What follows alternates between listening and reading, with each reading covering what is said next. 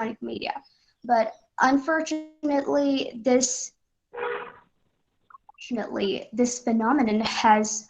made us even more vulnerable than ever to malicious attacks,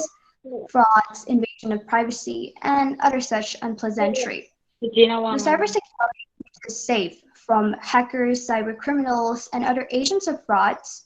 The cyber threats, cases of cyber threats have not only been increasing by the year, but they have been evolving in a way that it can easily bypass normal antiviruses. So for this matter, today we have a very special guest from Nilid File. He's none other than Sir Nomaitem Dinamani. So Dinamani is a project associate cyber forensic professor at the NELIT Infal. But before we proceed our discussion today and take our expert opinion, I would like to welcome our senior Domrun so that she could give us her welcome address. Over to you, Domrun.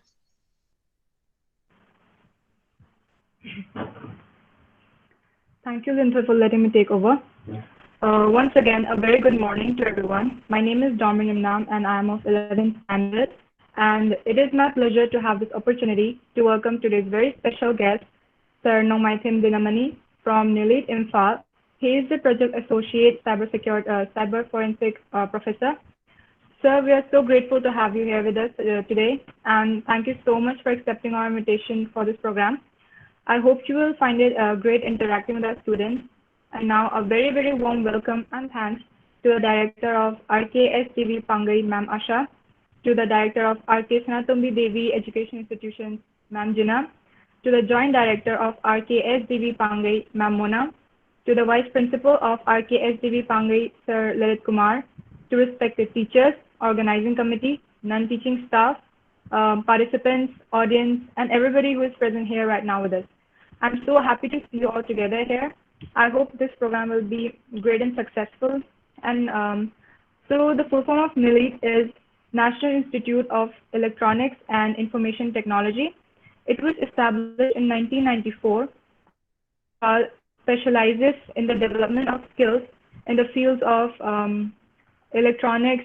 and communication engineering and information technology through various long-term and short-term courses. So as we all know that today, we have the second webinar on cybersecurity organized by Arkesna Tumbi Devi Vidyalaya, which is the only girls' school that is affiliated with the IC New Delhi in Manipur. And I want to mention something also stated by the National Research Council, USA 1991. The modern thief can steal more with a computer than with a gun. Tomorrow's terrorist may be able to do more damage with a keyboard than with a bomb. With this, now I would like to request our special guest, Mr. Dinamani, to enlighten us on the topic cybersecurity. But before that, I would like our moderator, Lintoy, to proceed the program further. I hope you will enjoy the program and have a good time. Thank you all. Thank you, Senior, for your warm welcome. Now, I request all of our participants to kindly give their full attention to Sir Dinamani and help me in welcoming him on Spotlight. Over to you, sir. So, good morning, Arkesna Tumbi Devi Vidyalaya. Today, we are going to discuss regarding some basics of cybersecurity. We are going to have two sessions. The first will be on a general things that we need to know regarding things that we are using on the internet, and the second part will be on the security basis. So we are going to have around some 35 to 40 minutes of two sessions. Then we are going to have then two question answers session for some 5 to 10 minutes. So before we start, let me check my stuff. So am I audible now? Yes, sir, you're audible. You may proceed. Right.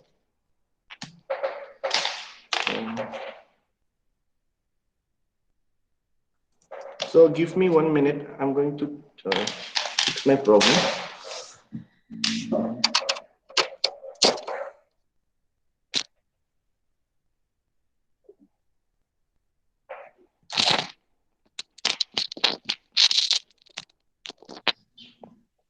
I would like to have a little bit of housekeeping Hello, before we we should actually start. begin.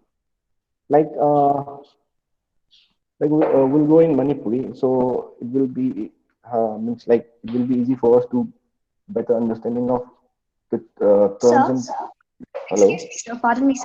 sir. So that we could maintain the quality of our sound and we could proceed peacefully, I would like to have a little bit of housekeeping. Sorry for the intrusion, sir, but may I proceed?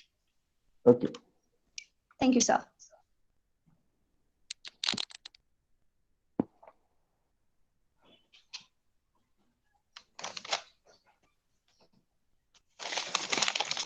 If our participants, wait a minute. If our participants have any questions or doubt during the session, you are requested to send us your question through the chat section and kindly refrain from turning on your mic. You are requested to send your questions through the chat section. The questions will be brought up during the Q&A session. With that, I hope that you all have an amazing session today. Thank you all. Thank you, sir. Okay, fine. So like we'll start with the internet. So the thing is that why we need internet? Ako'y internet se kaito bagi darkar o like the thing that means the theme that we have cyber security. It's very much relevant with our internet. For internet kaya relevant o first we need to know why internet. Internet se kaito bagi darkar lay haba kanda. Like internet se hujiki like change the life haitare hujiki matam du internet ne ko everything has changed like akoi hana paisa yam changamba matam yam mangamba then akoi gi activeness ham handaramba say like internet lakudagi everything has grown up yam thugatle yam kanaba phange mayam amak leireba koi internet sijana bagi kanaba hairagadi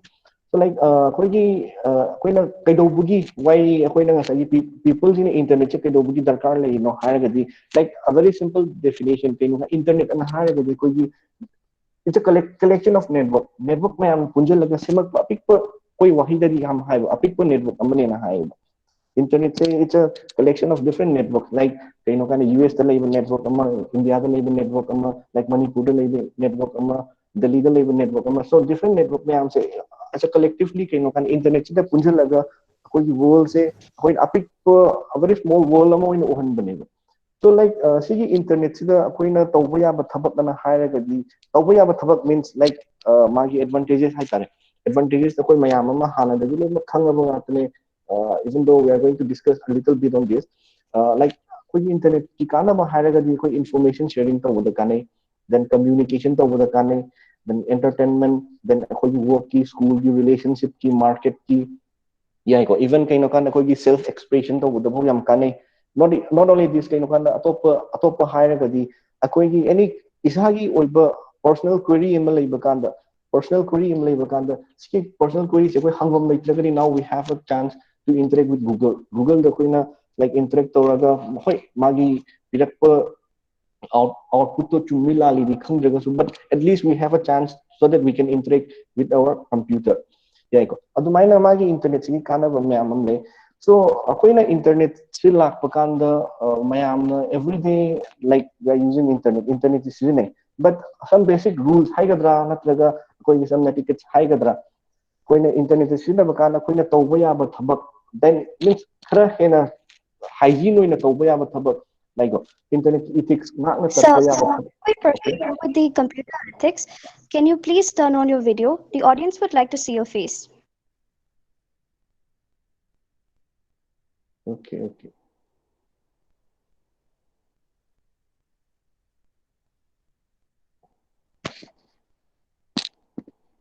fine hojik yare ko Yes, sir. Please okay proceed, sir. okay thank you so like we are going to have the next thing is like akogi internet ki rules haigadra natraga internet ki etiquettes haigadra so akoina internet sijanaba kanda like we think that we are very much open open ne akoi internet se akoina paisa piraga sijanagre paisa piraga like we paid some amount akoi internet connectivity loba kanda so then akoina internet sijana mong sijana yara hairagadi no yadeva so like some internet sijanaba kanda we have some certain ethics that we have to follow Habagi some ethics ka nga agad chakadame sigi ethics na hindokna above this ethics the tabak tawragadi like we are going to term as a illegal kind of internet users kumba lakadine. So like the internet is the first thing we need to do is we have to use a very respectful language. Like hekta koina internet ka masak khangadre internet tagi through the communicate tawbane na akoina cursing tawba deliberately akoina offensively kan express tawba koi opinion ni hekta pi like it's wrong. Si tawba yade ko koina even internet na mi amagi maming hekta use or online the like A B C koina maming ko like it's not fine. Asi tawroidabane. Then aduga koina yam atopa ma haigada respectful language sijanabakanda like we have hujikti akoigi trolling tawba mayam amsu yawi ko trolling tawba mayam yawi then like sigi internet sijanabakanda koina like individual ama troll tawba se yari koi tawroidabani kaina haibagi idea ni ko like a useful respectful language sijanaba kaina haigadi aduga atopa koigi rules haigadra natagana tickets haigadra like whatever we share akoina like discretion amagi matungina akoina share tawgadamneba haibagi meaning di like akoina hekta pamabani kaina like we have certain kind Facebook ta dum uigo akoi Facebook ta mayam ama thengnare kanagum mam khana chak chana bagi su thakatpa for example chak chana bakanda you bagi su thakatpa like drug use to bagi su thakatpa even unedited home video mayam am su thakatpa dum yaweba.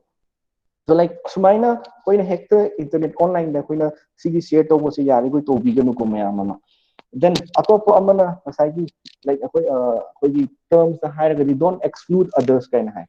So like if you have an in-house job nang say in-house job kam laire then like you have a group for example I'm in kind of class 10 group ama WhatsApp group ama laire so personally in-house aiga imanabi amaga na kay imanaba amaga like akoi joke ama means ama laire phagi ama laire or like a story imalaire. So see stories is shared over kanda. It should be like shared personally. I ga maga group the punna yaure kaina kun hita pa mama magi maming ay imana sige maming then I personally magi use to raga magi maming or magi identity si use to hekta akoi mayam da kun hekta share to focus sisu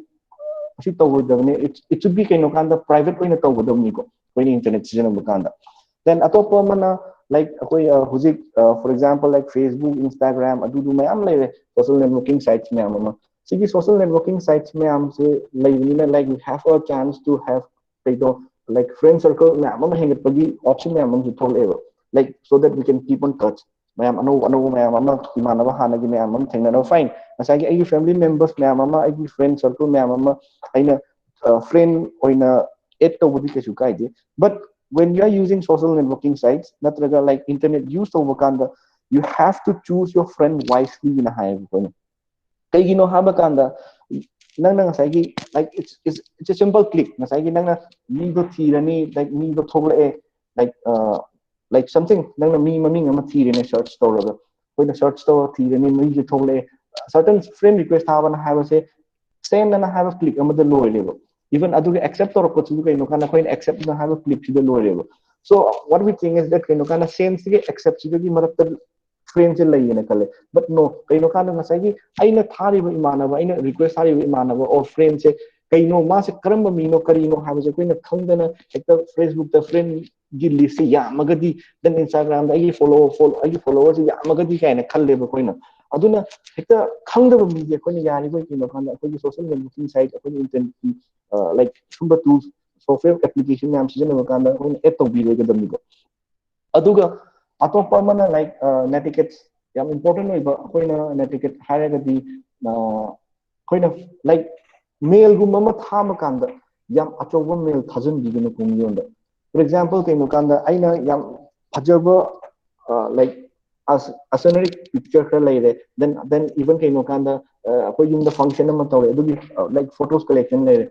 higher I hit the man, but I email the attached to fill compose of fill the farms. It's going to be wrong. You know, Hamakanda. Nasagi, I want to get the tag doing it, but Nasagi delivered over the needle. Magi mailbox, inboxing Kotalo and so inboxing Kotalo will say, Nasagi, Sony recipient to the Kandragadi, I inboxing Kotas and Lore. Man, I want to tell you a message, like full even mailbox servers will crash over plus inbox Kota inboxing ko ta full ohen ba inboxing ko ta full ohen laga di like more the important oiba message me amama lakado mail me am lakado do ma miss out to bu chance me amam lei ni aduna whenever we send mail to our friend circle natraga agi masai gi mail list lei ba kan da masai gi yam haitare apik profile amoina as a link oina thabiyo ba for example we have hujiki kaino kan da Google Drive adagi khoi Google Drive lei one kari khoi Dropbox kana lei ba adum bada sijenaraga like adugi do koina share tawraga link toina piraga moida access to hanbada aduna hina pay ko then atop etiquette yam important oibana ama hairaga di like we should respect people's ki privacy se koi respect tawgadabani ko haibagi meaning di like whenever we send information masai particular point information ama thama kanda masai aina thariba information se it's a genuine oibra na haba che koi check tawa ma chumni like aina ngasai photo ama thingnare actually like certain kind of Facebook se aina sum hange Facebook se hang ba kanda something like aina kita hek pamba photo ama thingnare natraga some news ama thingnare so ai kamai to kanda photo to download tore natraga news to copy tore certain kind aina mayam da like message to bombard to bugi type mayam da thai ba chumi lali na thingana so ngasai iramiga message to chumamba su information piramiga lalamba su but kanda aina huji kai doge kanda ngasai migi some information ama piba photo ama piba message ama piba kanda ai migi personal information kara yawn ba yaiba so sigi migi personal information se koina kadoba respect to be mahut hekta as an open free ki type koina loina ai on contact the thadok ko se it should not be done haba kanda akoina migi people's ki privacy thugai ba chinge ma se yai ko adu huji haibado masai to koina masai sumba privacy se kitang maintain tawgena haraga di koina repost to hi Instagram dana Instagram kadi kai ko bi khangje like khoi gi Twitter da di retweet tawba then adigi koina Facebook dana share tawba kaina hayo so something if we no more share tawdora gadi something if we are going to share adura gadi first we need to check the fact na sai chumra landra na hayo se akoina hekta check tawdana share tawba se yari goi tawbigano ko even kai no kana nasagi aina share tawdura gadi even I am going to be a criminal if that particular information is affect wrong means hawks kuma oiramagadi aise kaino kana criminal na moy chingpa yai aduga like akoi gi online gi information mayam se some silly basic ni ko ahamba da koine internet sina bakana some to perform to the etiquette hai ga rules and regulation hai ga like yaragadi akoi mi gi matam mang loi da internet sina bakanda internet sina ba se ta seng na yam kanai but kaino kana magi koina sum magi disadvantage hai ga magi fattaba hairagadi akoi matam mang masi dum chinge internet sina like if we have to use regarding to certain reason reason amagi matung ina thabak tawragadi matam mang de ko but like nowadays people hujiti matam je pandemic matam je yang free oire na khanbai wakanda like akoi laptop computer then mobile phone internet on tawraga akoi adum asida thabak leitana thabak leitana aduda thabak thibaga chap manaba mayam amsu thogleba like akoina internet seasonaraga like akoi information on means online information je akoi update tawraga thamo haibagi meaning di kaino kan like aina thabak ama tawre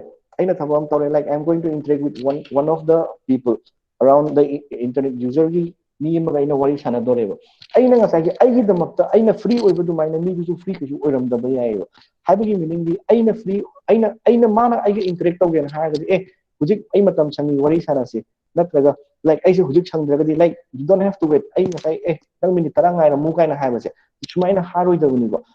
hadi koina internet use to kan ai hujik minute tara thaba am lai then you can take your 10 minutes nang 10 minutes so lega ai non the revert to okay ai non the message ma thara ke then we can come up again adumaina oina wari sana ga damni ko hekta koina ai isagi khalaga mi matam mangan ma si ya de ko koina aduga like atop amana akoi gi internet season of kanda yam thui mi sing se yam thu na sawgal le hai tare ko internet use to kanda rate to si am thui ba ko se like akoi gi sense loss to ba means kaino kanda kaino technology gi matung ina koina something akoina pam do pot am yenga hekta sounding ba apam ba ma yenga gan hekta haraw ba adum ba to ko aduna yari goi kaino kanda koina internet season of kanda like we have to adapt in using a very well word kuma season of say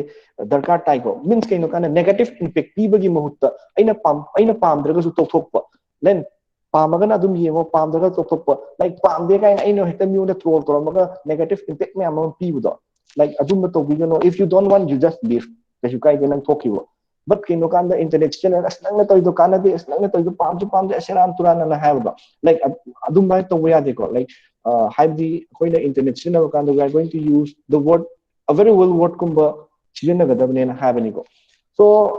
certain rules ni ko koina ahamba sum basic oina yengba kanda sum yengba means aina sum ngani ko like I'm going to have a presentation on cyber security ki next day presentation lakini I have PPT but sum ba PPT the same ba su hek phajadabni na aina a general discussion oina tawbni like hujik matamda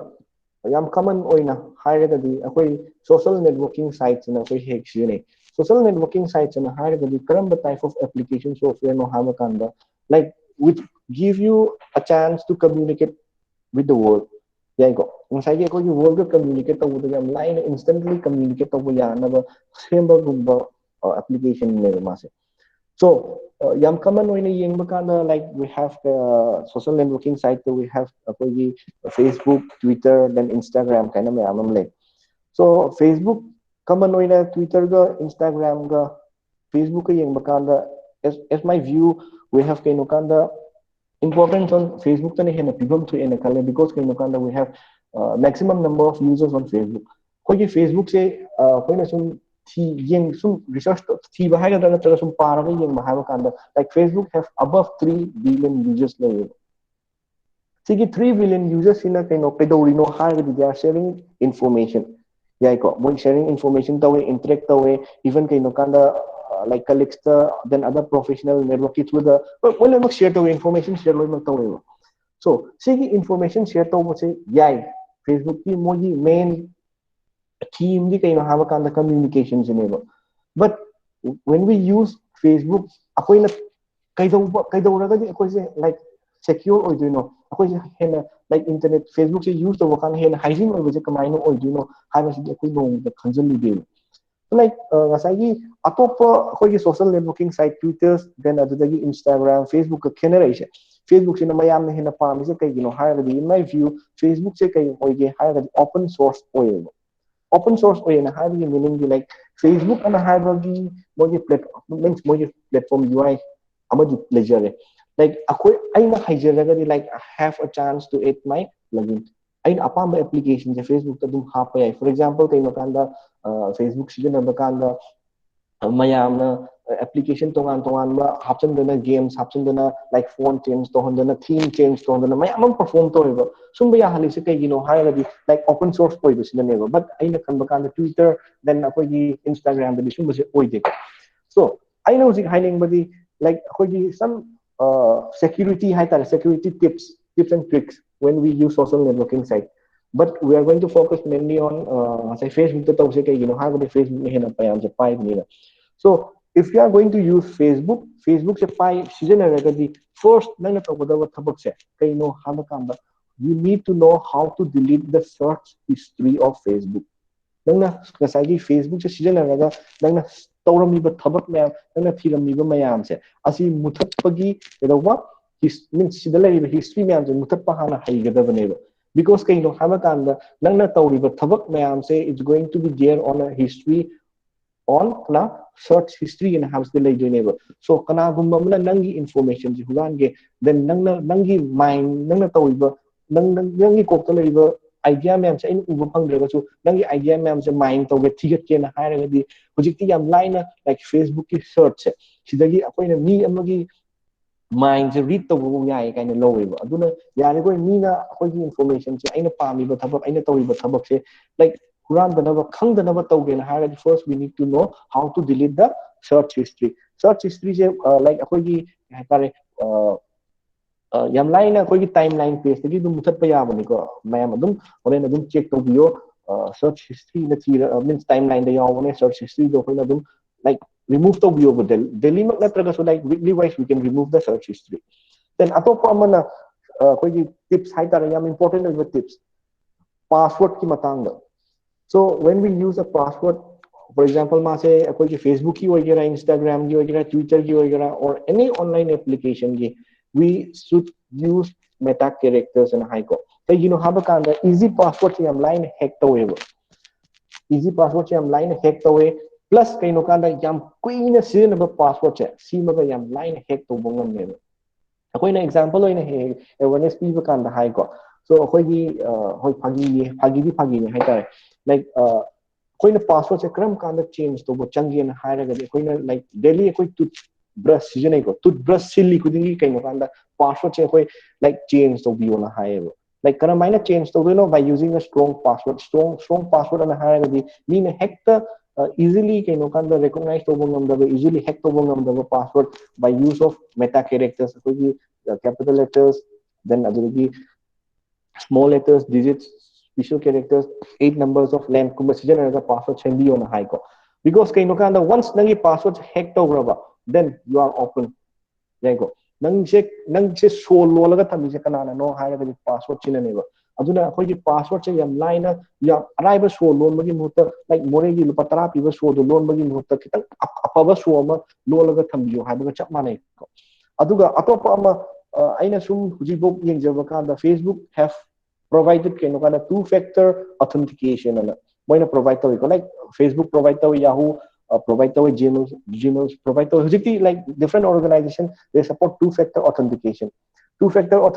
ana haraga kaino haba kanda so like when we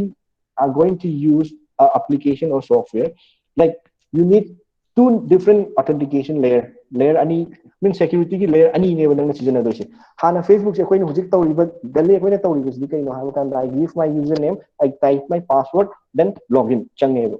so this is not two factor authentication ase two factor authentication natte ko two factor authentication ana haibe likewise aina kamain tawba I username password piraga login tawni after that kaino kanda second option number ha kaneba for that reason I need a registered mobile number amani changani aina ngasai login tawba kanda it will send me a code like OTP ki type I registered mobile number si code ama lakaneba so this code will be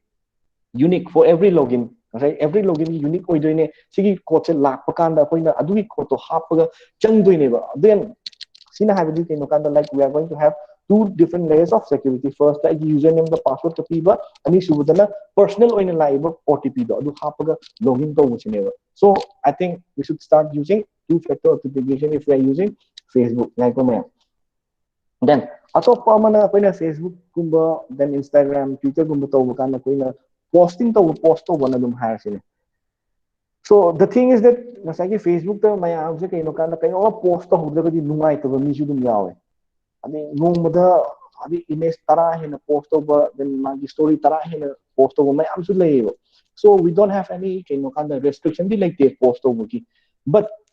when we post something first we need to check the fact nasai chumi lali na haba se koi first koi check to bom change after that kaino kanda akoi as a precaution haitare akoi precaution gi type ta akoi yam hujikti mai amse like students si ka hena haragadi hujik kaino kanda akoi gi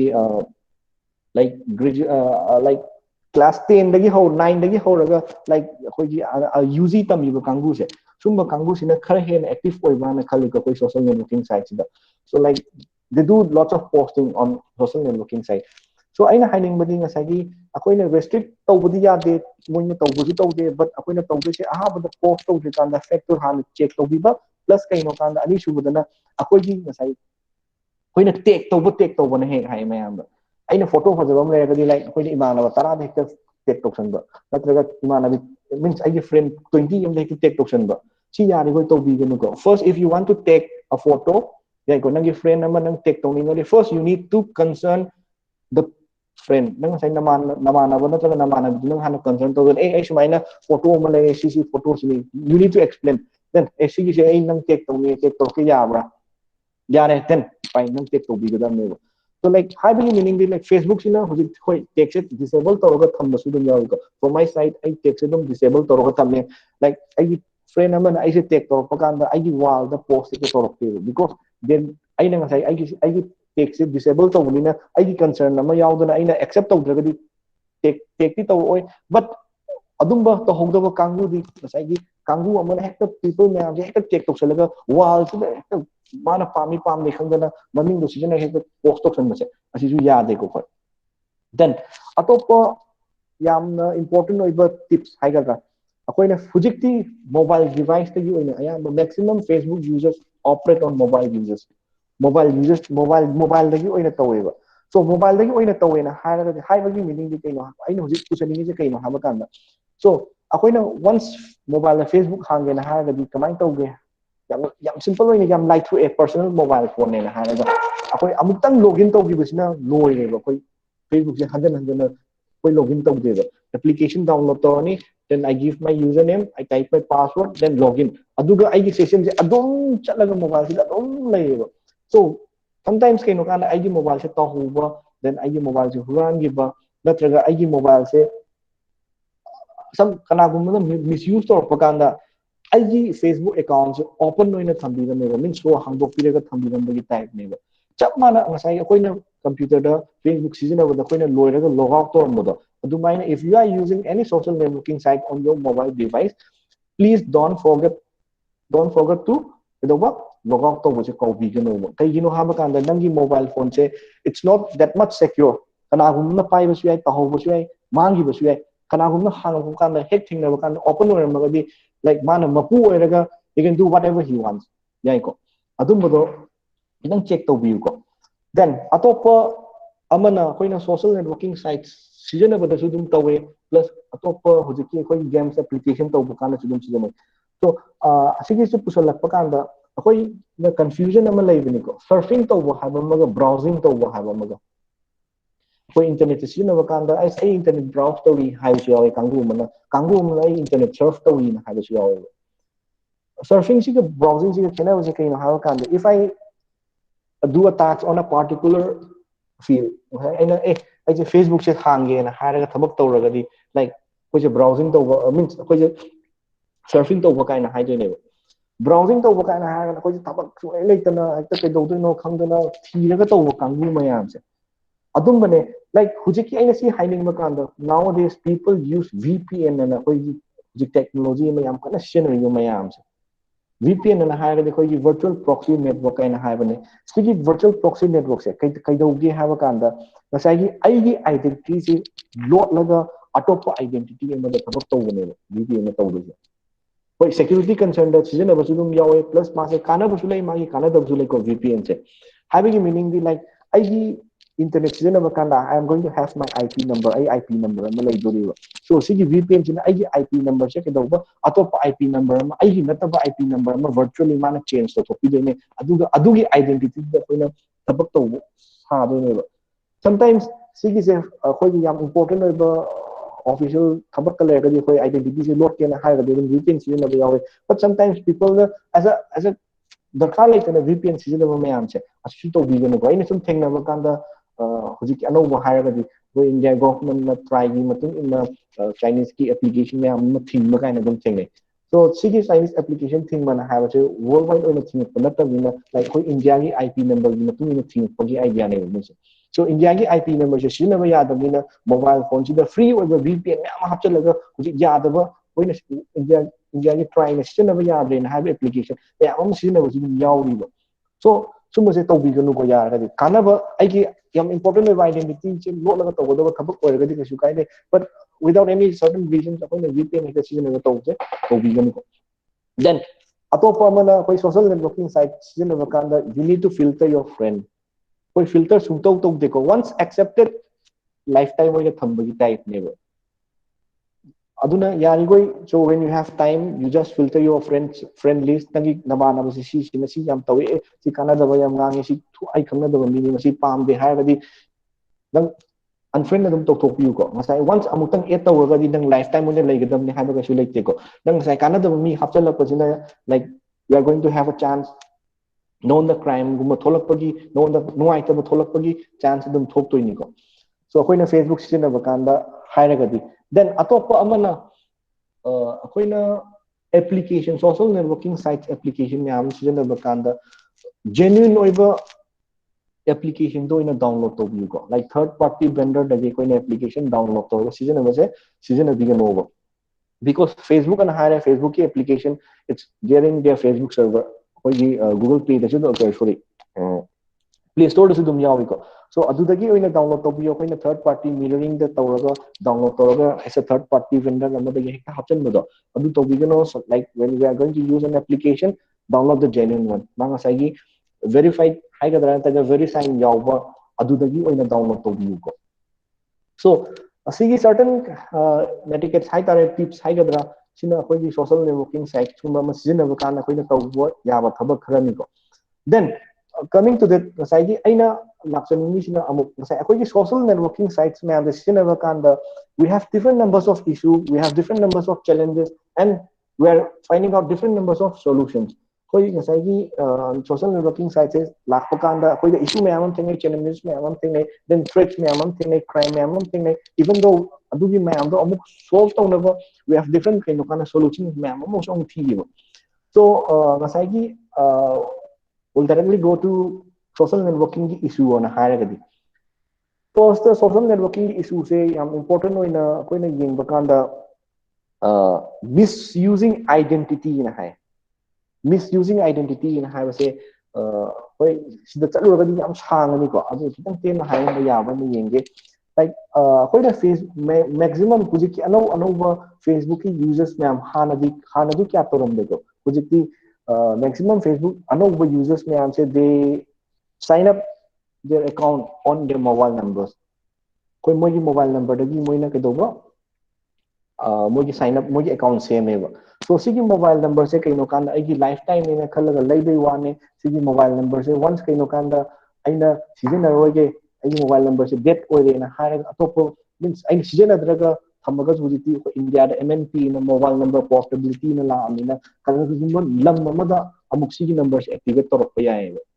So adu activate torok pa kana sa aina hangre Facebook account di adu gi number da hang marina sa chama na ano user ne ai sim number na no ma lai ai Facebook account hange na mana adu gi phone number du torok account hang pa kanda na sa gi leram account do ke do adum thogla ani ba hoi hack hang badi yaroi because it required ke do password ama change password mana khangde na hire like forget password kind of have the number can it's going to send on OTP and OTP in the tharak to neighbor I password ko OTP se nasagi mapu du da thara roi ba kana dong thara ni ai mobile number du dong thajale aduna kamai to ikanda nasagi somna pairam do mobile number do ai huji pairam ni magi identity se ayuna pura la adu gidi magi account se le ramina khung khang da ni magi identity se use to ga koina misuse to ga identity sijinabo yawa. So sumba misuse of identity it's a crime sumba yade sigi crime se kanagi matung na chinge haire de koigi identity theft na madai ko adugi matung na chingko it's a crime mas a crime ni ko.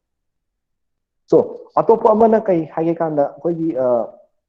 sumba social networking sites ko masina bakanda third party application dagi threats me amama lakko sigi se akoina sum thingna bakanda akoida ai koigi lab ta haigadra koigi department na sum lakko kanda tongan crime yam ama akhoi solve to biuna lak pakana sigi third party application threat ki crime adum thine to you know ha pakana mainly ngasai akhoi Facebook ta third party application me amam lai ngasai Facebook se hange application me am ali open source admin application me amam me amna create toroga hape koi ne sum pam dana certain choi dana click ka tawe click to bakana ngasai verified over ngasai am genuine oiraba application natraga like third party application ama oiramdragadi aduna unwanted oiba like pornographic site ta hekta pusalaga mase hekta my friend list hekta post hanba then adudagi aise unwanted URL gumba hekta puraga thambiramba plus kaino kanda aingonda adugi link to click to kanda malware me ama download to hanbiba sumba content me amam thoi ko aduna yari goi like when we use kedoba social networking sites we don't have to trust on third party application. Third party applications the trust of Ivaniko. Then atopa amana ngasagi akoi ki social networking sites the hujik quite common oina lakpa hairagadi a threat of viruses. Like virus ki threat, phishing ki threat, malware ki threat me amala em. Chik kamaina la ino habakanda. Ngasagi even see example ma pijale ko virus phishing malware se it's a punjalaga handak LOL kana koigi LOL na koina kare acronym yamna koigi internet sujina do love of love but something online high ko is yam kana social networking site pai the minute kya bi khunge but thingna ba kan LOL na handak virus no ma thoe So sigi virus e kamaina to uno haba kanda like if I'm chatting on WhatsApp or if I'm chatting on kaino kana Facebook ki messenger aina ngasai gi aigi koi kai koi icon hagadra mo ai tasing chang kana season na khangdi khangjan ko asa koi LOL kana har image ki type to message thara ego so sigi image ki type to message thara pa kanda ngasai gi LOL to ga no ga man ma tharak to ni ba ngasai di koi ai wakhan di khan le mas mana tharai se ma se no ga aina ha jo no imale kana kalaga ngasai mana sai thara image chaw ni ni kana click to do ni so certain LOL na koina khali ba wakhan ma je harau raga thare ni na habo adugi muhut LOL sida kaino kana mana virus fix to raga adugi image to head click to bukanda ai gi computer da like phishing gi attack me mama like malware gi attack me mama virus gi attack me mama spread to we yai ko so sumba issue su dum nei then even atopo yam important oi ba haraga na khoji legal issue yai ko legal issue the very much common kaino kana Facebook ta hoji khoji manipur da yenguraga di legal issues ni ko masagi akoina social networking sites the posting tawse without any kaino kanda chumila li khangda bi hekta koina offensively natraga kaino kana hekta potam hekta koina open oina content post tawebo like having meaning bi kaino kan individual amagi then community amagi natraga kaino kana country ama hekta koina ma offensive oina koina hekta koi post enta tawebo summa si yade ko because kaino kanda sumba koina like individual ama natraga community ama then country ama when hector offensively post over say it is a crime as a crime amane kai crime ma chingi kana koina cyber bullying kaina hai so sumba cyber bullying ne chingi aduna hector mi gi information ama hector pami chumi la li khangda hector post option ma se it's going to be illegal yai ko ai isana imana bagi to buju yade plus kaino kana aina ai manipur palaga to buju yade aina india palaga to buju yade plus kaino kana aina atopa country ma palaga hector offensively ita aina wangi ne to open aina ngang ma yade ko sima khoji yam kana important eba legal issues hujik thengna ba hai tare atopa amana kaino kana tracking users na hai hujiki issue tracking users issue hujik yam common loina tawe tracking users sigi example I am live wari yam tamijage nasai akhoji Facebook sida yam addicted oiba kangu se boje kangu khara third party application ama yam line track tawe having meaning di ai lam du makti kaw le koi India da di theng na di Facebook yam common oina use to mi amana ai kai koi ama yam lai da ne moi gi hujik feelings adu piba then I travel tawri ai reading tawri kana tawdo adu maina ma se like mall da visit tawri na mana update to sai gi adu visit adu gi post to hack la pa kana is mall da visit tawri na have post hack la pa kana huran ma kangu si da khange bo jikti ma take tawri na sigi yum si do si kanam ta lai train adum kanda ke doba masagi huran basi changa magi yumdagi ba huran pot yaw like kaino kanda maladi fajarabani numairabani na post tok soba ai si huji mall ma chatni na but ngasai ma track toro huran ba kangu ma se track toro ga lei ne adu da di ke doba magi ma se yumda leite khanga ma yumda changa huran ni bari lei so like sumba mayam se koi issues nga tani ko adu ga even kaino kanda privacy of data koi hacker ethical hacking gi training mayam am su lei le aduna ngasai ethical hacking se haiba kanguna ngasai gi privacy breach to raga mi gi information khan masudum adum yaw da banate sumba mayam se kitang adum akoi adum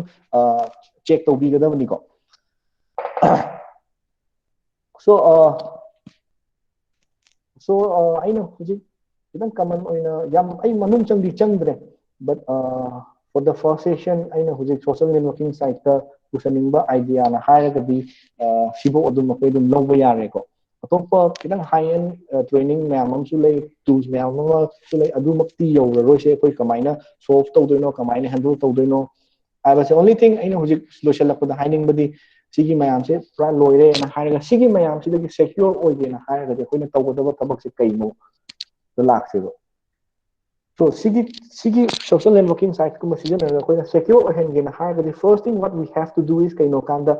aigi stuff se kana na uhanba ya doino kana na yengba ya doino it's going to be public oidora private oidora na hire se open oidora na hire se si se ai isana khangbum thoeba si khangragadi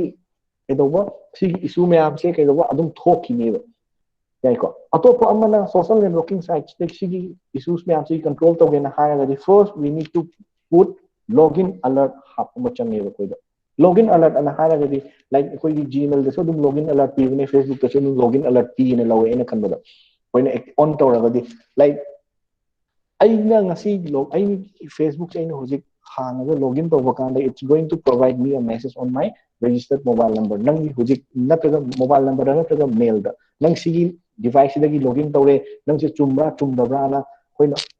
ꯌꯦꯡꯕꯗꯣ ꯑꯩꯈꯣꯏ login alert ꯑꯅ ꯍꯥꯏꯔꯛꯀꯅꯤꯀꯣ so ꯁꯨꯝꯕꯁꯦ on ꯇꯧꯕꯤꯕ ꯑꯗꯨꯒ ꯑꯇꯣꯞꯄ ꯑꯃꯅ third party authentication ꯑꯅ ꯌꯥꯏꯀꯣ third party authentication ꯑꯅ ꯍꯥꯏꯔꯒꯗꯤ ꯑꯩꯈꯣꯏꯒꯤ Facebook sida third party ki application mayam ama automatically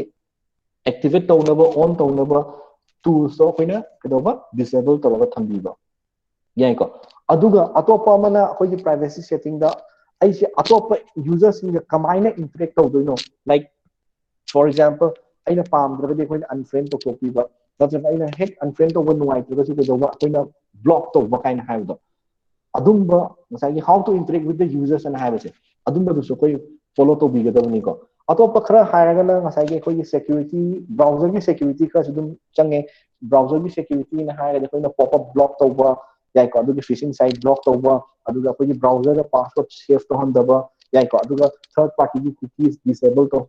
third party gi cookies disable tawba kind of like so these are some tricks I tare sumba me am koi na follow to bilagadi like you can use a secure social networking sites and hiding money koi na haibadi so this is going to be my first session. Sigi sina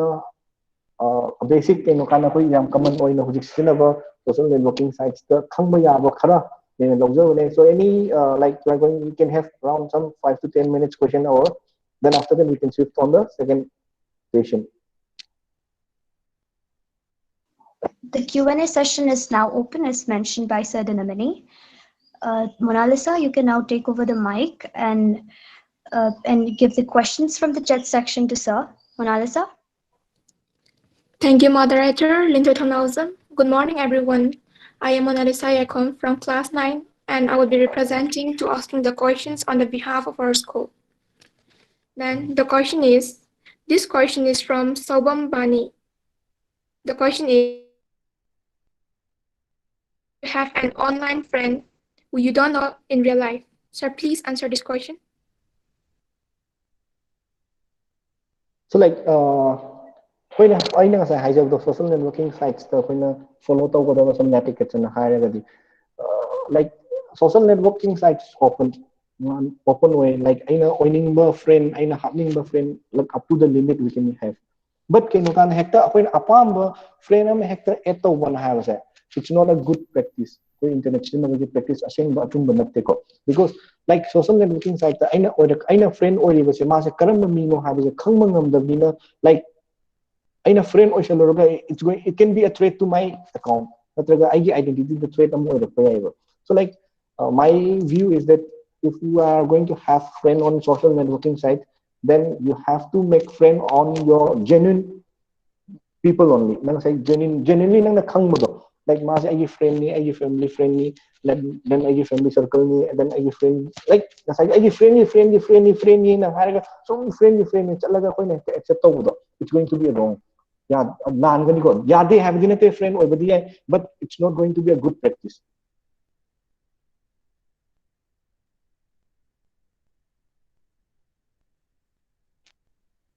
So next there seems to be some connection issues with Mona Lisa, so I'll be taking over. Thank you for answering this question. Oh, Mona Lisa, you're now on. Mona Lisa, you may continue, please. Yes. Thank you, sir, for answering this question. The next question is from Sonia Langozam. The question is, will locking our account or profile FB somehow help increase? Sir, please answer this question. So the question is, will locking our account profile on Facebook somehow help increase the security of our data? Fine. So like yes, sir. Obviously, just think that this Facebook application say nang yum neva. So nang yum then you are going to have different numbers of cupboards,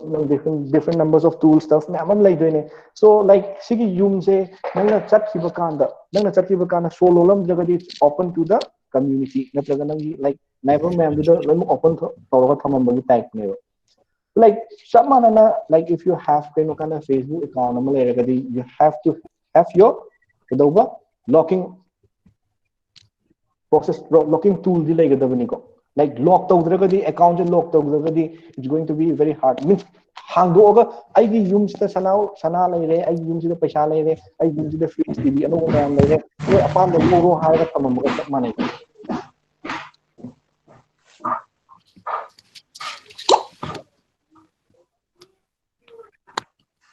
Thank you, sir, for answering this question. Then the next question is from Tanushree Raskumari.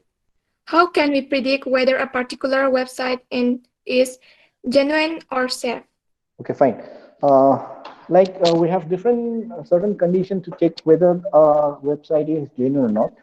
So like first thing we have to know is that like if we are using some certain websites, कोई कहता है phishing site kind of like phishing site kind of like so see the phishing site and have a heck the UI, the user interface of that particular website is going to be the same with the genuine one. But the thing is that like people use only genuine application. Ako na akang genuine application kara katane siya common way na hang like manipuro.gov.in like arkesnaton bigi or arkesnaton bigi website. Then Gmail or gmail.com, Facebook or facebook.com. So Shigi say like physically we can identify. Then atopa amana we have certain kind of tools virus portal na like virus portal we have online service then you can type on your browser virus portal just adu open tawraga URL checker na may URL checker sida nang visit tawriba website cha masa malware yawbra genuine oibra na have check tawgen hairadi nang URL checker sida nang URL copy tawraga you can paste it there, then you can check it adu maina faina check tawbi ai ko aduga akoina sum common noina haiba kanda yengba kanda akoina sum analyze tawba kanda genuine oiba website di ayam matamda kamai tawge haiba kanda they used to have a phrase of characters ki phrase oigal level. For example, facebook.com, gmail.com, yahoo.com, manipur.gov.com. That's minor characters ki means alphabets ki phrases oigal. But certain kind of phishing the website they used to have a misspelling oiba URL oiba then like numbers no hoba website kum oiba se like phishing site company directly hector genuine have like a different analysis different certain kind of isana condition check by means of physically URL checker. Thank you, sir, for answering this question. Then the next question is from Rosina Kaidem. If hackers gain access to our social media accounts, how can we deal with it? Sir, please answer this question. If once hacked, you can't do anything. Upay lekti ko. Haide mini yar upay budi like aham bada koi na patali se ai account hack to gari upay lekti. So the thing is that sai akoi na people the views ida aina sum yeng bakanda ai account sida ai account hack to rakanda masai meeting je packet pase hujikani anobu youth haitare moina packet pase kari oje kanda ai information je huran gani na haibagi oina kaleba means kai gino haba kanda certain region le bank mon the patto me amam safe to mana to go thabo me amam my list me amam my personal information me amam like adu me am low gani na packet pa yawo ayam maximum packet na rise koina hackers na hack to bi kanda. But kasi nga ako'y site kadi like as a security concern mo ina ako'y na kamay na key na kaya gadi nasagi hackers kangu sina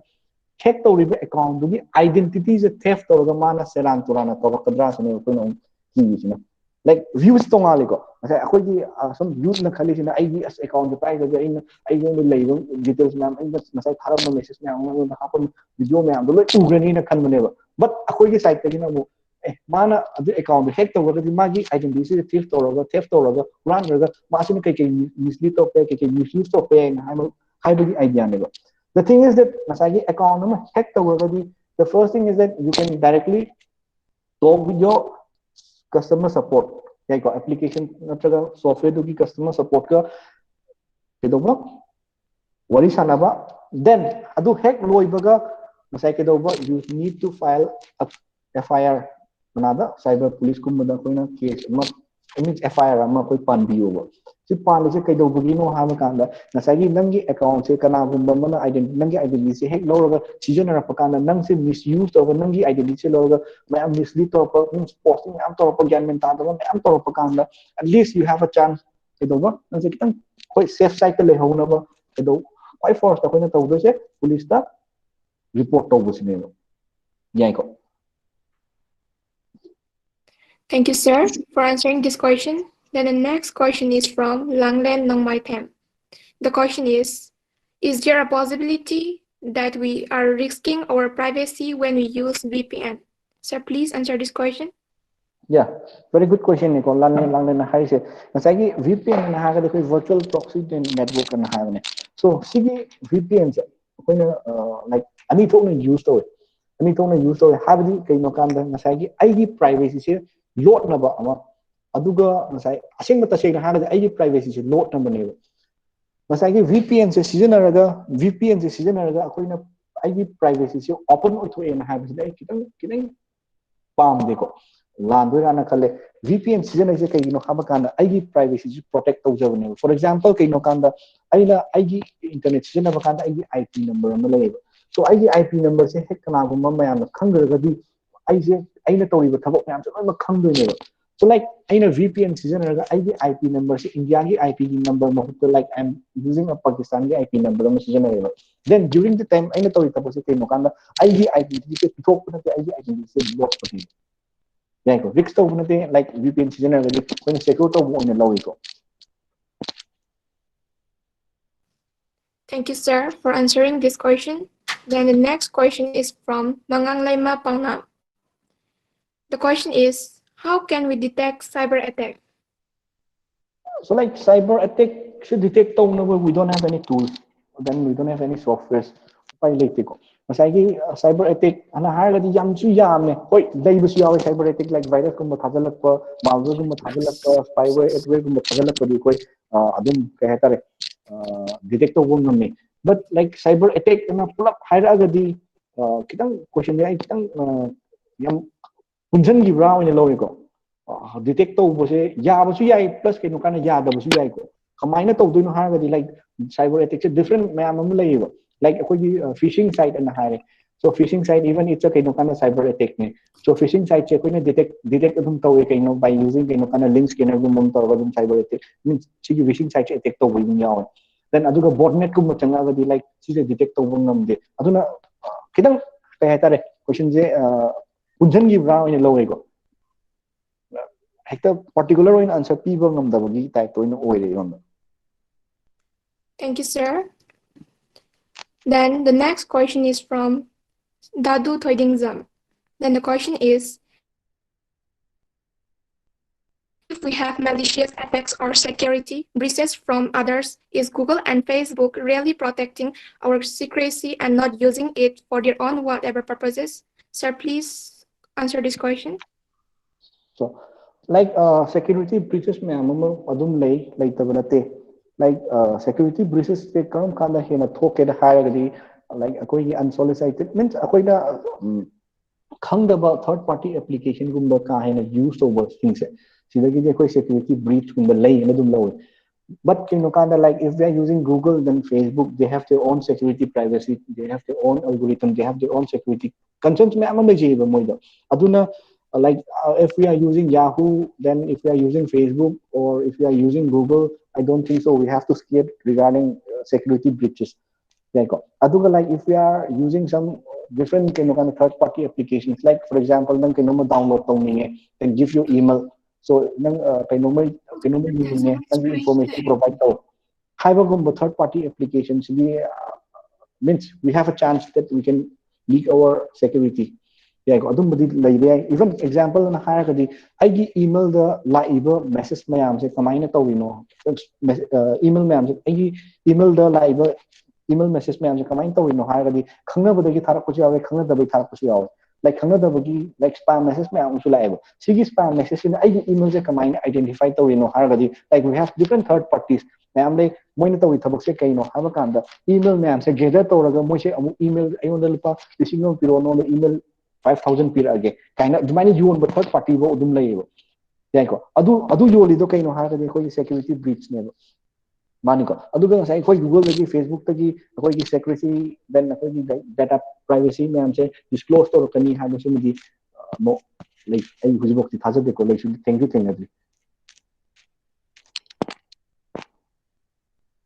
so marak ti thatle like we Answering have these running out of questions. time Then the next question. sorry The next question is from. sorry can I come in The like next I think we are running question is from S.K. Pang. Monalisa, you may now turn off your video and mic. Sir, please continue. like I think we are running of time, so I think shall we start with the Sir, I think we still have some time.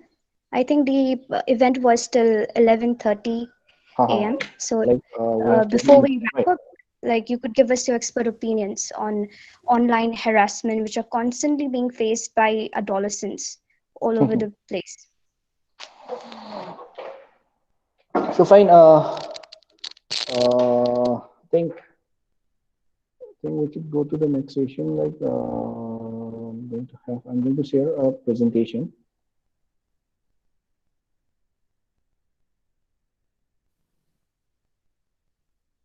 Thank you, sir.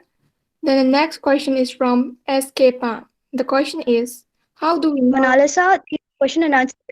ended. Someone is So fine. please turn off your video mic.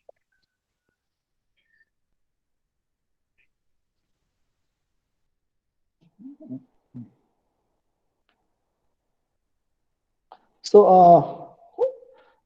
like I think akoy amuk kino ko dum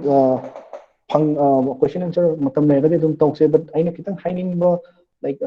part khas yaw ko gi ngasai gi koi na taw is the general social networking security gumba social networking site kumda focus tawga lay bane like cyber security gi kitang sang aina kusaning ba jaga khre lay like if I can take some 10-15 minutes on that aduga akoy question answer session amuk follow to ko su kai dran khali ko that I hope so again.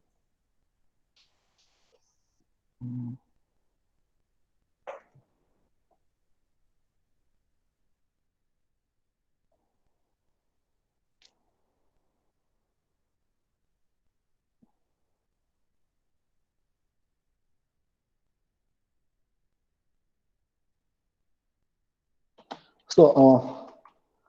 ये मैं आपसे कोई नस्ता है पे उगरे में कल लगा दुम ये नसे like cyber crime से कहीं नो हारे कभी like those crime masai kana kamaina to rokono ha ba kanda internet plus kay no kana electronic device kung masuya na ga tawbo crime ito na cyber crime na ha ga dum kami sige cyber crime sige like ko na kamaina hygiene o na kamaina secure o no hana deal tawbo jaga no o ko cyber security na ha ba so like internet ki kana ba plus kana da ba mayam di koi mayam he na khangbi la nga tane so skipping that all koi directly kay no kanda yam simple oiba crime khari yeng se so simple oiba crime khara se kay no ha ga cyber crime da ha ba da koi hacking na hai ani su bu na koi na denial of service attack na hai third na virus dissemination then adagi computer vandalism cyber terrorism software piracy na koi cyber crime khara lai ko so I see na kitang betal na changam ke hacking na hire ga di kay no haba kanda masagi unauthorized people or unauthorized user amana akoy ki network tagi oigera then personal system tagi oigera like any kay no kana magi option number tagi unauthorized people amana unauthorized access log tawra aga ai information huran gi basine ba koy na hacking na hire se so hacking na mayam na hire se koy ni amagi information na hekta masa hangandana logo se yaade ko like it's going to be a cyber crime amo oidune so ani subudana kay no kana ko gi denial of service attack kay na hay sige denial of service attack se yam kan na di tawba akoy na di sungkan di khandaba type of attack makalla mani ko hay gi meaning di kay no kana koy na migi mailbox ekta full o henba then nasagi migi bandwidth akoy na hekta lokthok hekta season aba mi thabak to hondo for example sige yam live example ma ai na he bijaba sata ga malai so just think that kino kada is ngasi arkeshna to video exam thawa to re pung mapanda normally ai na ngasai chat pase ai yum dagi school si yo bukanda 10 minutes sange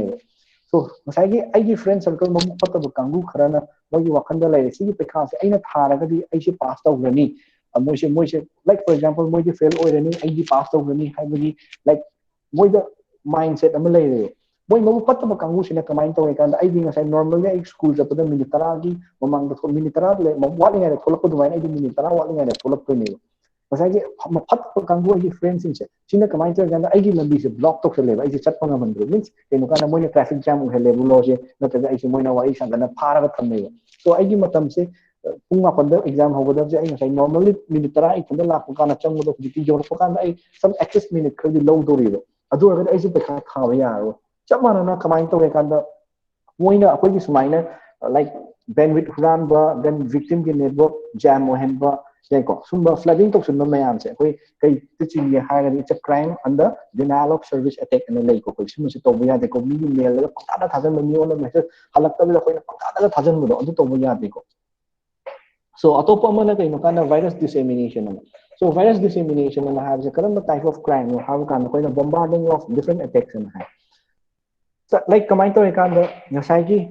aise aiga imanaba amaga aiga thabak tawmine aise mabu fataba mine ba magi computer sidi yam nuai he ken ba kana yam phajai ma thabak yam tawba yam thui ma thabak magi yam nuai na tawjaba tabana aise na fataba mine kamai to ekanda aina magi computer sida like if I put up some virus worm trojan horse yai ko top malware me mo mo da hapchalaga magi computer sida aina kedoba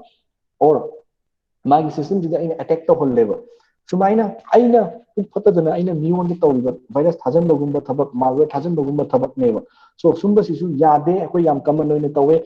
common oina tawe ai dum thengare ko like koi sigi shatra computer miba shatra mayam se kamai tawge haba kana virus mayam se pura aga kai no kanda moi pen lab to format to bugi mo ta koi lab ki computer de hekta khapchan no sakibo like adumba thabak adum tawbe ai sumba mayam se kai no kanda it's a crime we should not have to do that sumba se kanada chinge higher the virus dissemination the chinge ko sumba se mi on koi na virus thajan ba mi pen lab virus option ba mi computer the virus option ba like blue jacking then other web checking ba to hon ba sumba se yade ko then atopa amadana masagi virus dissemination lagi hena kitang safiba hena makok chakpa type of crime kangu na tawba haitar masai moi se kamai tawge haba kanda asai aiga imanaba aga ma aigi computer se jam chamba ahong ma pai ma di am tang ma pai bo masai aigi ma gi pot yam pa ma gi pot yam pa ma ni ne kamai to kan ma gi pot hura la sila na khale huran da ya ba ai hura la da di mana ai huran da ni lai lai na khang ne ai se da do so aduna kamai to kan da ai na chat la ga ma lai kan da ma gi computer se ai damage to bi la me destroy to means kai no kan data se huran da gi mot data se ai muthat pi me loi mangan bi gre so my masagi concern yaudon aigi magi file damage to destroy to ba like then physical device or damage to se si kana da chinge ha ga ko na computer vandalism na crime amale adu chinge adu ba sum si ko yari ko to oi da bani ko then atopa mana cyber terrorism na hoi cyber terrorism na ha ga di kai no ha ba kan da sai gi ko gi terrorist kanguna to ba crime ne mo se karam ma ya to ba crime no ha ga di by the use of ke do ba ko gi internet season ga to ba crime kanguni ko tasing na yemuragadi like cyber terrorism and how they are very much proficient in IT. Moja IT they are proficient in the kangune like they even normal kind of kanda labor kaitare cyber police me am stagi he no moja mako kwang kana ko yin low manam di kai gino hama kanda cyber police na handle to roga labor crime ya se sibagi he na sati go moja khangal dina crime to no moja thi da dum labor aduna moja na he na proficient oi kana low ko like they have different kind of the technology tools encryption then the cryptography me am sine like cyber police me am sine phama ngam dana ba so sumba crime khra lay aduna koina cyber terrorism na hai then atopa amana kaino kan yam common noina tawba koi crime na hai the software piracy yan ko software piracy se koi individual lifetime da amulak ani nakti lo taw na yen dum hai mayam na hai kan like kai no hai kan koina download ko illegal copy gum hack sine ba like masagi software ama sarappa na hai se hekta talauna phamna software ama saru kan ha ga saba ya bo tabuk na tiyo like they used to do lots of coding no matam ma na program code ya you know kan am khalaga thabak to do ne so adu ki wajib me am du ma wajib me am du ma no na kai kan they used to get some pay moi paisa su dum phangine plus kaino kana aduga ngasai software si yola pakana moina paid software oina dum yola ine so sigi paid software si akoina leibagi mahutta genuine oina leibagi mahutta kedoma akoina pam dana torrent gi download kar tau google da thire kar download tau toro ka sijane like no asi kaino kana asi ya de ko asi kana na chinge na ha kana it's going to be a crime under software piracy gi matu ni crime chinge habigi meaning gi ngasai gi akoina ngasai gi hura laga thabak tau se ngasai only akoina hura laga thabak tau du dang oina u bu ya ko sida software piracy da अखोई side की crime ऐसा कहीं नकांदा अखोई हमें forensic की side तगी ओइने अखोई Young बकांदा software piracy से तौ बकांदा मीगी पोटलान बुदुदंग ओइने उदे बकोई मीगी पोटला लगा माना लाइक तोंगान तोंगान नो मालवेयर मैम अमा सॉफ्टवेयर मैम अमा इंक्लूड तो को या बगी चांस ओइने उये फॉर एग्जांपल आइगे इमानबा मगा चप माना एग्जांपल लो से आइगी सॉफ्टवेयर अमा लेने मा सी लाइन अम निमा लाइब ngамद्रेबा अइगोंदा माना कई हारकी कान आइगी सॉफ्टवेयर से वापी ओना हायबा mutually understand toroga ya he keju kai no season again season on pire but I think puk patta bo magadi masagi sigi software sida I can add some different malware like I know malware gum bakra add toroga patta bakra hapchalaga mangon na pigi ba ya de ni ba once ma ai hala hala na pigi amena ha ga my computer da hapani once my computer da hapaga na software do pangani plus kai no kanda unwanted software crash on mod ai install to chan dore sigi unwanted software sida magi information steal do ba magi personal information leak to hon ba ko masa ini handle to go ya rakadu ne aduna like software piracy se it's a crime shit yani ko to do ni ko to simba si ai panjiran kala mane si yong na di yong ro ge then aduga kasai ge akoi gi mayam mayam common oina hangba question ni ko masai cyber crime de ge koi safety tips kai chang ge na ha ga di so cyber crime de ge na to ke na ha ga di akoi na some safety tips ka to ga di like genuine antivirus software or internet security hapiba then akoi firewall on to biba firewall na have say like akoi windows season na gadi like operating system na baka na masagi tum user akuni ko masai firewall se kaino har gadi akoi gi thong amagi type ne bo security check to no bo ngasai ai computer sida chang ko myam je adugi security check to do ne ai computer sida thok ko myam je security check to do ne bo ana e adu phatta bani har di mana block to do ne bo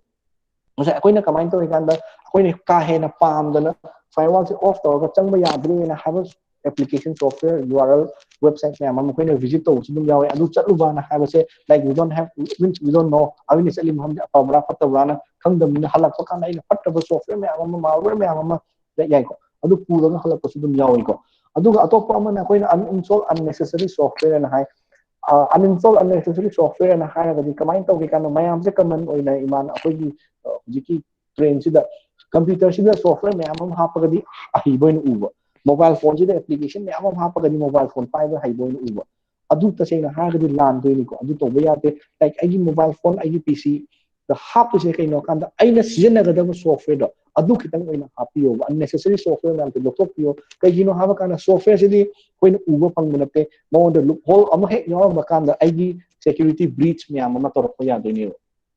yai ko aduga atopa amana koina maintain backup ana hai backup logo sina khwaidagi best ko khwaidagi phabo option na ha gadi backup logo ha je you know have kana whenever crime ama tholopa kana for example ransomware la ena ha sine ransomware to ai hardware se block to greba then ai file block to greba so ai file je hange na ha kana ina paisa piyo na ha to ni ai paisa je pinning da na kamai to kana if I have that backup adu waragadi aina ai computer se like totally ke doba ina format ta thokani anobo copy lai hobuni na hana gi copy ma le backup ma le hobuni na ai operating system de install taraga backup to the edum thabak to ya de na tragadi ai paisa pi borom do ina ta de ne so the best thing when to thabak se kaino backup lo hobo se everything ai kana ba pot me andu gi yai ko aduga atopa amana kaino kana ko security setting check to bana hai security setting check to bana hai gadi so whenever we use an application in mobile or whenever we use a software in computers akoi ngasai gi software se install to kana ma terms and conditions yam ma pi budo adu munna phajana pabi una hai bani ko adu phajana padana ayam loi install to ba koi mayam for example mobile phone da koi WhatsApp ko hapninge Facebook ko hapninge koi na to gi tabak se kaino koi directly Google Pay Google Store Play Store changani download toni next install adu main to ba adu da irei mayam de koi nong ta pa de adu na yari koi security cyber crime lagi na to ke na haira ga aigi application decision na kan ai ngon ni mana kari kari access to no mana to gi thabak mayam je lo iraga se terms and condition mayam do pir abane adu gi terms and condition mayam do check to bio habni ko adu ga yam important oi ba hojikan gi students hai tare खितंग youth मैम अमा नुपीदने हेन थोइको यारगदी अखोय कमाइन तौगे हाबा कांदा social networking site नत्र internet service को बम season कांदा अखोयना हेक्ता इसागी असेंग फोटो हापतना इसागी केदोबा मम्मी असेंग हापतना अखोय हेक्ता अकाउंट अमा सेमेबा यारगदी कइनो हाबा कांदा अखोयना एनोनिमस ओइना लैयोना हाय बिकॉज कइनो कांदा आइना मम्मी अमा थोनबा कांदा आइगी फ्रेंड आइगी मींस असai रूल की मतुंगिना आइगी सोशल नेटवर्किंग साइट ता आइगी फ्रेंड ओयोना हाते आइगी खंगनबा ओइदोइनेबा अदुना ngasai khangnabaduди aigi screen name budi si oibane aigi user name budi si oibane haiga koi pass tawga friend oibudi yadoineba but sometimes project mayam se kamai tawkanda asengba information jo hape like I say mean abc ko ai sidagi ni ai sahi sum kana po ai birthday sing kana ne ai silam sidagi ni ai si chitam ni ai sida thabak tawi loimak hape ba yanko aduna sumba information hoi hapache dakar lai bisi yoy but kaino kanda as a youth as a student noi mayam se kai to change haba kan hujikti anonymous oina layon hai noi naming thon bakanda a genderless mina masi nupani ni pini khangdaba maming oina tholaga oina laibi yu ko yaraga de sina kwai dagi kana ba mo era kadui ba habi meaning ni noi da kana da ati nupa mayam se dum tawe ba nupi ma le message sajal lage friend ke sajal lage dum tawe ba adum mayam do noi je nupa ra nupi ra khangdaga di like they have a kind of certain condition kan le thajina tharo sida kaina aduna yarigoi noina social networking site kumba internet service kumba season eragadi genderless screen name oina thambiyo na haiko aduga atopa crime dagi nga thok nimba haragadi akoi gi information public information nataba agi private information it should never be kino kana share to anyone even kino kanda nasagi boyfriend leragadi boyfriend da share togono boyfriend na kaino kan girlfriend leragadi girlfriend da share togono hai even akoi da haraga like nasagi nupi da share like wahi da hai mai wani like isagi personal information ai nupi da share togono kaina hai yeah go so these are certain condition yeah go koina cyber crime dagi ngak to kena haraga certain tips niko sumba mayam je koi khitan follow to bitare sumba self hygiene hai tare koi cyber dagi ngak to kon hai hekta police cyber police ne to loi ngak to kon ngam na te kay gino haba kan isagi like isagi oi ba wakhan su like isana to boya ba thabak isana to boya ba thabak si ke hygiene lo like for example koi covid ta dum covid pandemic dum to wi like I could harm a social distancing to yeah ko sing me am ke no kan hygiene ngak ne ko ne covid te ngak tok na ba chamana na these are some certain ke no kan hygiene ne like cyber gi threat ki ngak tok ke cyber gi crime gi ngak tok ke na ha these are some certain condition that we need to follow na hiding bani ko ina so like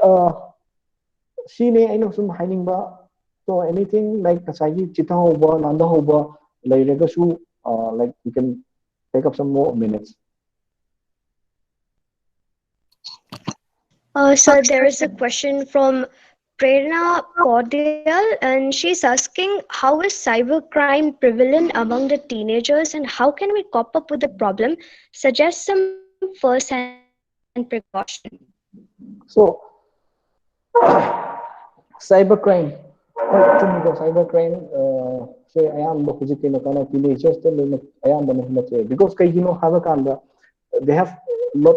spare time. Yeng uragadi family ahan ching dagi angang sing matam je kom hele na hai so matam je kom hele mina kaino kana they used to have more access on the internet more internet to have access play so like masagi teenagers the cyber crime se kaido budi thola ino haragadi like we have a lack of the more awareness lack to like internet is used of kind of what other things we can do then what other things we what have to do na have like akoi han aware oi de internet open oi de ta ta koi to to yeah ko sidagi soirakpani ko cyber crime teenagers da hena thola ise like teenagers da tawbo se thabak se haira di cyber crime se for example mogi site ke example ma pi de student ki site ke like if I have a girlfriend nama laire ado gadi kaino kada ma se esnang facebook account hang ba hang dri hani for as adu facebook account hang dri age facebook account hang ba kana ma username plus kaino kana password che aina se ma mangon da pi de so like magi identity se ayun da lay hawla bane ayeng buji bukti khangari bukti yare once kaino kana khoi je khatnare na ha sin like magi credentials nam se ayun da mak lay then I have a chance then I can start the crime so wo ko ya ne ba so sigi problem se koi cop up to ben ha the thing is that security condition में हम तो फजना check तो तभी थम्बी बा plus कहीं नौका security check में हम तो ना crime से थोकला अगर the first thing we need to do is we need to go to cyber police station then we have to complain of that that's the first thing we need to do After then kaino kanda follow up man dudi services man plus police man dina adum handle tawakani ko. So next. Thank you, Thank sir. you, sir. The next question is from Bina Fradlatpam. Then the question is, assuming someone has used a phishing Manasa, excuse me. I would like to remind that we only have 4 minutes, so this will be our last question. You may proceed, Monalisa. Thank you. Then the question is Bina Fradlatpam. And the question is, assuming someone has used a phishing attack using Trape, would reflashing the entire firmware fix the problem caused by the payload program? So please answer this question. The first thing is that kind of phishing attack and higher like it's a crime done by use of internet seasonal over crimes phishing attack and higher. So phishing attack say like I know that clear example like in English we term is a phishing and the thing is that the only difference is kind of PHP manung PHP mahutta F the chap manai nga sa koina nga phaba kanda like we use koi thaba kaina hai angling to moi kangu myam amale so koi sida moi machine ja hapaga ke do nga se phai go chap manana fishing de tor ko thabak se kaino hai ga di ngasai gi akhoi sida akhoi gi information is huran but gi thabak ne moi ne to ga fishing attack ta ayam ba kamai to kan da koi da malware phasalakpa then adverse spyware phasalakpa kum se kya thinga de phishing attack is the maximum to crime is higher stealing of personal information. So stealing of personal information is command we have a kind like a UI is chap man of UI and no in same Yanko. Chap man of UI and the same chap man of UI is Ubakanda Akoy Wakanda Kadorani, eh, she chap man he she summa he CD service the atumbani high when a season of doing it. So Adum Kanda Hoyi Mitadi happy UI the chap man knowing Udone Aduga assembled natabina as I when a check the holder the username I personal information mamma do the type over holder. So type over hobokan I personal information pitok it's going to be kaino kan phishing attack and hide as original. So like CD payload program firmware fixed over kind of mainly to kaino kan it's a stealing of personal information aduga sige example ama oina ay amtang haijage may lay ko pagi yung baka na mayaman dun kyan tani ko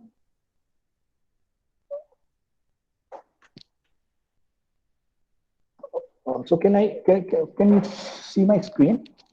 Yes, sir. Yes, sir. The screen is. So the thing is that on the right side I have two images. The one masagi see the tape mayama makain ko. Let's go directly to the lower image. Gmail and we go tape the Gmail. If I have Facebook login me, then Gmail na icon in uy ko matakta ko in tape. So sige icon say huji ay na kahit tare use the revert tape say sida magi icon say Gmail never. But if we go through Gmail website ama chat ke na hare kadi kamain to ke hava kanda the URL magi URL say kay oy kanda www.gmail.com on high. But if we check on this URL, it's given as actingsafe.com on a PA. But the UI, the UI it's pretty much same. Chak mana do enable. Ako na ngasagi kamay to kana URL sida check to bugi mahutta ngasagi magi URL check to bugi mo to UI bit to ubo pochina o na confirm to actually Gmail ne haga Gmail sida login to gena. Now I'm going to give my username and my password. Adu already username and password to once in click to kanda I'm not sending my information to the Gmail server. Gmail server that have in the like I'm sending my information on the acting safe on have a service do in a now he have already stolen my information. I personal information mana steal the never. This is what phishing work. Thank you, sir, for answering this question. Now I pass the mic to moderator Lintoy Tunawzam. Thank you.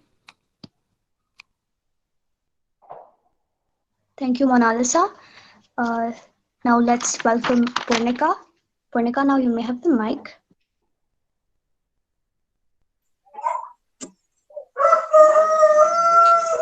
Thank you, Moderator Lintoy Thonausom. A very good morning to our most valued speaker and chief guest of the day, Sir Nomaitham Dinamani,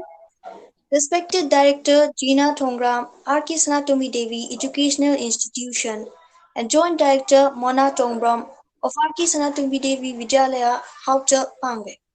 I, Nongchuma Punika of Class 9, on behalf of Organizing Committee and our school, would like to thank the Honorable Speaker, Sir Dinamani, for sparing some of his valuable time from his busy schedule and gracing today's webinar with his extremely relevant address on the topic cybersecurity. Sir, your valuable speech has enlightened our minds and you have conveyed to us how we should be very careful while using cyber and not to take any risk related to the security of our devices and personal data. Thank you, sir, for your thoughts and ideas, which will be going to be very helpful for us in our near future. I would further like to express my gratitude to all the respected sir and madam for their presence in this webinar and for conducting such an event. I would also like to extend my heartiest thanks to our beloved teachers for their guidance and enormous cooperation in organizing such event. My deep sense of appreciation and thanks to all the students, teams, and participants who chose to be live with us and attended the webinar with great enthusiasm and made it a successful event. My sincere gratitude also goes to all the viewers for spreading live with us and the organizing committee for taking topics that really matter in today's age and time. Once again, I thank you all for being with us. Hope you all have a very wonderful day. Thank you very much.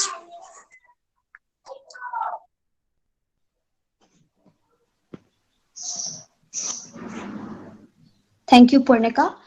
I would also like to thank Sir Dinamani for giving us his time and sharing with us his experiences, his insights, and expert opinions. Thank you so much, sir. I would also like to thank our organizing committee, our teachers, technical staff, our teammate, and all our amazing audience for bearing with us. Thank you so much. I hope you all have an amazing weekend ahead and wish you all a very happy Durga Puja. Till then, please stay safe, stay healthy. Thank you all. So I'm not content touch hoge ko ma'am. Like I ngasai sigi matram jitang limited oibanina answer ma'am pi busu ngamaudab su dum yawe. So like I psychology message box ta ina email thaja yibani ko. So if any query regarding cyber jaga da haitare, so later dum thabiro if I have that idea I so then adum revert to jarake. But adum any ke hada query later dum thabiro ina khangbo dum ma'am dum share to jarake ko. So I am dinamani@gmail.com. So you can put up any query. Thank you. Thank you so much, sir. We are really grateful to you, sir. Thank you.